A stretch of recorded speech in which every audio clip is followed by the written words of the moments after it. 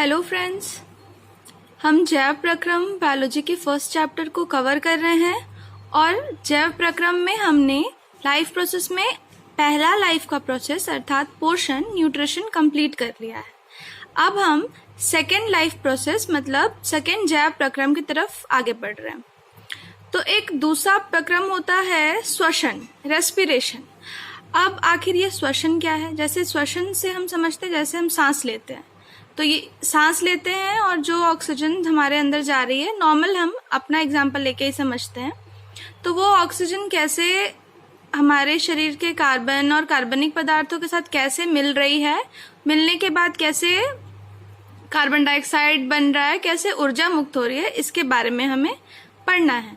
तो अगर श्वसन रेस्पिरेशन की डेफिनेशन की बात करें तो यह एक जटिल जैविक रासायनिक प्रक्रम है। यह एक रासायनिक प्रक्रम है जिसमें कार्बनिक पदार्थों के चरणबद्ध ऑक्सीकरण, मतलब कार्बनिक पदार्थ जो हमारे शरीर के अंदर बन गए, वो कार्बनिक पदार्थों के चरणबद्ध ऑक्सीकरण। ऑक्सीकरण का मतलब होता है कि किसी पदार्थ में ऑक्सीजन का जुड़ना, ऑक्सीजन का योग।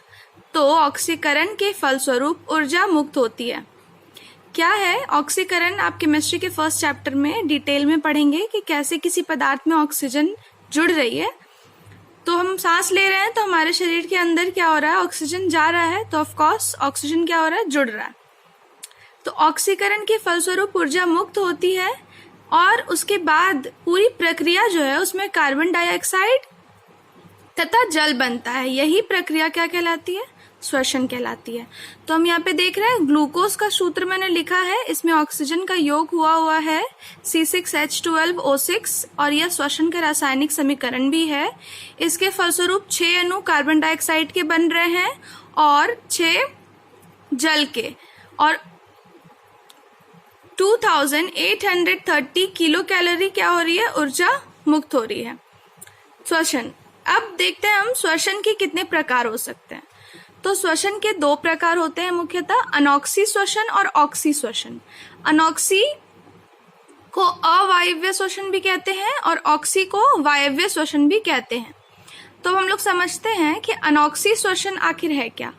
अनॉक्सी श्वसन या अवायवीय मतलब हम इसके नाम से समझ रहे हैं कि एनाएरोबिक रेस्पिरेशन के इसके नाम से हम समझ रहे हैं कि इसमें ऑक्सीजन का क्या होगा? अवायवीय अभाव होगा। अनऑक्सी मतलब ऑक्सीजन नहीं है, ऑक्सीजन का अभाव है। तो ये श्वसन की जो प्रक्रिया है जहाँ पे ऑक्सीजन कम होगी या ऑक्सीजन का अभाव होगा, जिसमें भी जिन जीवधारियों में भी, उसमें ये श्वसन की प्रक्रिया होगी। क्या होगा कि इसमें ग्लूकोज जो है बहुत ही कम टूट पाएगा और इसमें ऊर्जा क्या होगी? कम उत्पन्न होगी। अब इसका रासायनिक समीकरण हम लोग देख लें, C6H12O6 और उसके बाद ये क्या बन रहा है? पायरुवेट अम्ल बन रहा है, मतलब 2 अणु बन रहे हैं C3 कार्बन के C3H4O3। मतलब इसमें हमको दिख रहा है कि जो ग्लूकोज है वो पूरी तरह से क्या हुआ है? नहीं टूट पाया है। और उसके बाद फिर पायरुवेट अम्ल जो है ये भी टूट के एथिल अल्कोहल, एथेनॉल और कार्बन डाइऑक्साइड बन रहा है और इसमें 28 किलो जूल एनर्जी क्या हो रही है? मुक्त हो रही है। तो इस श्वसन का जो आपका रासायनिक समीकरण है ये आपको याद रखना है, याद करने का ये है आपके लिए। उसके बाद ये जो श्वसन है आपको ये जानना है कि ये मुख्यतः किसमें होता है? कवक, जीवाणुओं और जो गूदेदार वाले फल होते हैं उनमें होता है।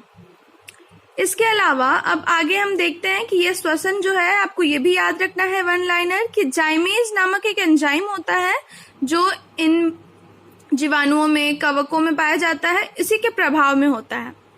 अब ये हमको समझना है कि अनॉक्सी श्वसन वह प्रक्रिया है जो जाइमेज नामक एंजाइम के प्रभाव में होती है और इसमें ग्लूकोज के सरलीकरण मतलब ग्लूकोज टूटने के बाद एथिल अल्कोहल बनता है और ऊर्जा उत्पन्न होती है।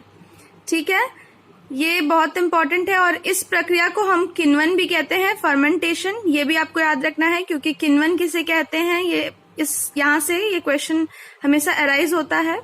और इसका जो समीकरण है ये आपको हमेशा याद रखना है कि C6H12O6 ग्लूकोज जो है जाइमेज नामक एंजाइम के प्रभाव में यीस्ट में अगर ये हो रही है, यीस्ट एक कवक है, तो यहाँ पे आपका क्या बन रहा है? एथिल अल्कोहल और कार्बन डाइऑक्साइड के साथ ऊर्जा मुक्त हो रही है, और ऊर्जा जो है बहुत कम मुक्त हो रही है।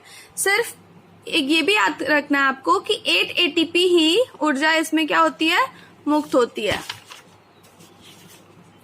तो अब आगे हम समझते हैं कि ऑक्सीश्वसन या फिर वायव्य श्वसन क्या है। तो पहले आज आप इतना को करिए कि अनऑक्सीश्वसन क्या है, उसके जो समीकरण है उसको पढ़ लीजिए, याद कर लीजिए। उसके बाद कल वीडियो में हम ऑक्सीश्वसन वायव्य श्वसन को स्टडी करेंगे कि क्या है। इसके बाद एग्जाम्पल लेंगे कि कैसे जीव जंतुओं में श्वसन हो रहा है और कैसे मनुष्यों में श्वसन की प्रक्रिया हो रही है, क्या क्या पार्ट्स हैं, कैसे श्वसन तंत्र है, उसका डायग्राम भी इम्पोर्टेंट है, तो उसको हम लोग कवर कर लेंगे। Thank you.